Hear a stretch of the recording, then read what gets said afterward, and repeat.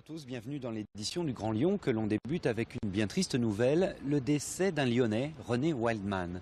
Son nom ne vous dira sans doute pas grand-chose, mais c'est lui qui a joué un rôle important dans les transports en commun lyonnais. Ce soir, on vous raconte l'histoire de celui que l'on surnommait Monsieur Métro. Nous sommes en 1978, il y a presque 40 ans. Le métro lyonnais est inauguré en grande pompe. Le président de la République a fait le déplacement. Juste derrière lui, une silhouette discrète, celle de René Waldman, le père du métro à Lyon. Cet ingénieur des ponts et chaussées aura passé sa vie à convaincre les élus de la nécessité d'un métro à la lyonnaise. Pas évident à l'époque d'exister face à Paris. C'est presque un événement national.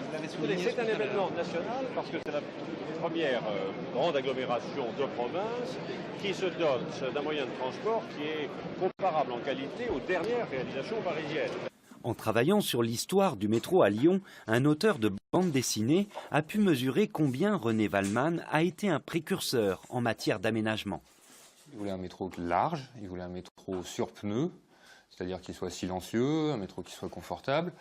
Le fait est que les premières lignes à Lyon, c'est un métro qui passe dans des tranchées, donc ça permet effectivement d'avoir plus de liberté pour lui donner une certaine largeur et un certain confort.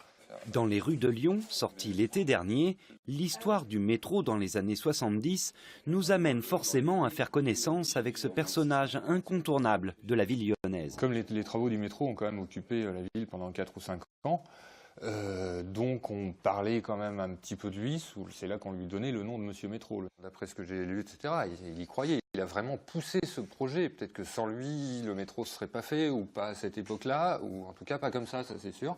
Dans les années 80, c'est encore lui qui répond aux questions des journalistes lors de la construction de la ligne D, par exemple. Au niveau du coût final, ce sera plus cher, moins cher d'utiliser un tel matériel? Ça sera beaucoup moins cher si tout va bien. Les obsèques de René Waldman seront célébrées ce vendredi 10 novembre à la Croix-Rousse. Il était né à Lyon il y a 87 ans.